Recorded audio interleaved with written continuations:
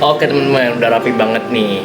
Assalamualaikum warahmatullahi wabarakatuh. Perkenalkan, saya Mahligai Arsyananda, biasanya dipanggil Arsya.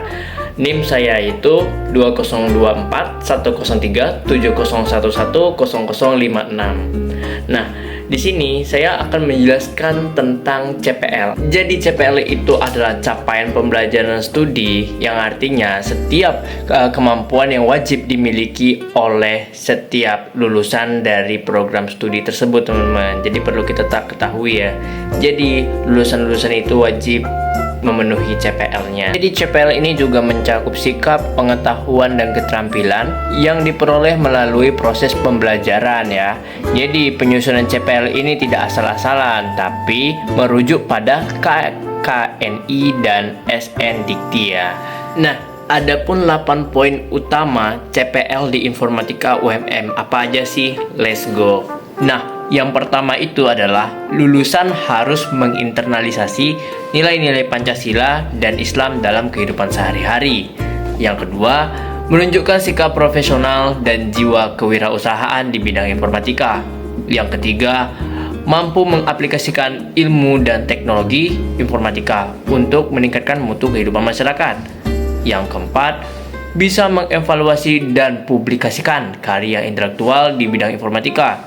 Yang kelima, ahli dalam analisis, perancangan, pengujian, dan pemeliharaan perangkat lunak. Yang keenam, mampu merancang dan mengembangkan game cerdas yang edukatif. Yang ketujuh, terampil dalam akuisisi, analisis, dan pengolahan data. Dan yang terakhir, mahir dalam sistem dan keamanan jaringan komputer. Nah, adapun pengukuran CPL melalui model, teman-teman. Modelnya itu ada A, B, C, D. Mari kita jelaskan. Oke, untuk mengukur pencapaian CPL, kita menggunakan model A, B, C, D. Apa aja sih? Yang pertama itu A, untuk audiens, yaitu mahasiswa. B, adalah behavior, atau tindakan keterampilan yang bisa diamati.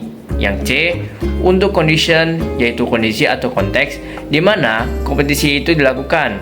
Yang D, adalah degree atau tingkat capaian yang bisa diukur. Contohnya, mahasiswa mampu mengembangkan aplikasi web menggunakan framework tertentu dengan minimal 80%. Jadi semua struktur itu terarah ya. Dan yang keempat, ini adalah profil kelulusan UMM. Ini yang paling menarik, teman-teman, karena ini juga menyangkut masa depan kita. Nah, di UMM kita juga punya 4 profil utama lulusan informatika loh. Yang pertama itu spesial jaringan. Jadi bisa menganalisis dan menyelesaikan masalah jaringan serta mengevaluasi sistemnya. Yang kedua, pengembang game atau game developer, yaitu mampu bekerja dalam tim merancang elemen game seperti karakter, level, animasi, dan logika permainan.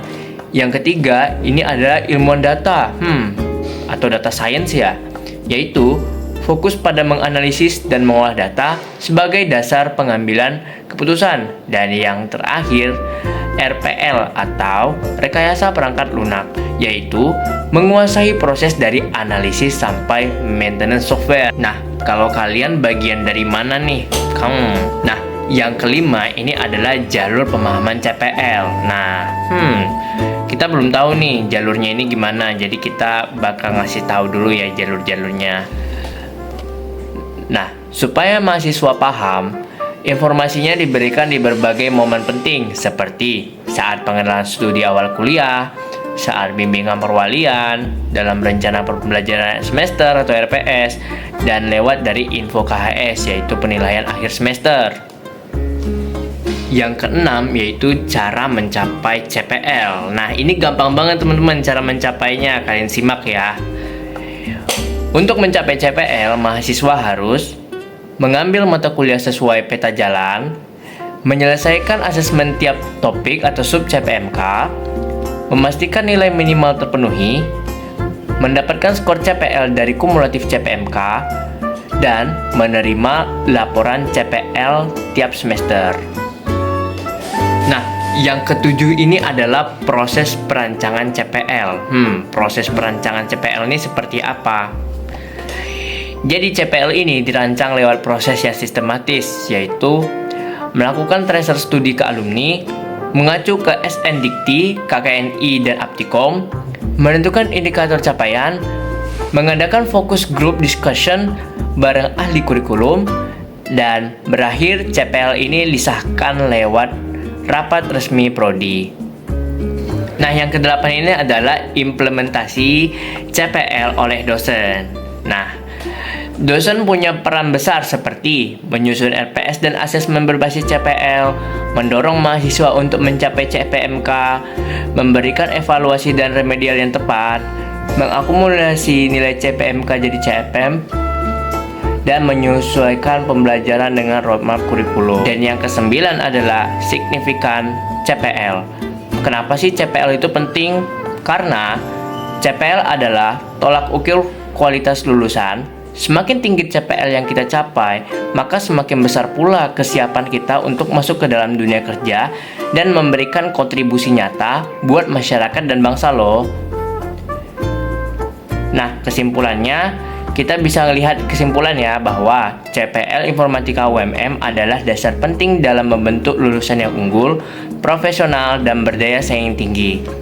Bukan cuma soal teknis, tapi juga mencakup sikap, etika, dan keterampilan yang relevan dengan dunia industri, dengan perencanaan, implementasi, dan evaluasi yang jelas melalui model ABCD. CPL juga menjadi acuan penting loh dalam proses pembelajaran dan pengembangan kurikulum.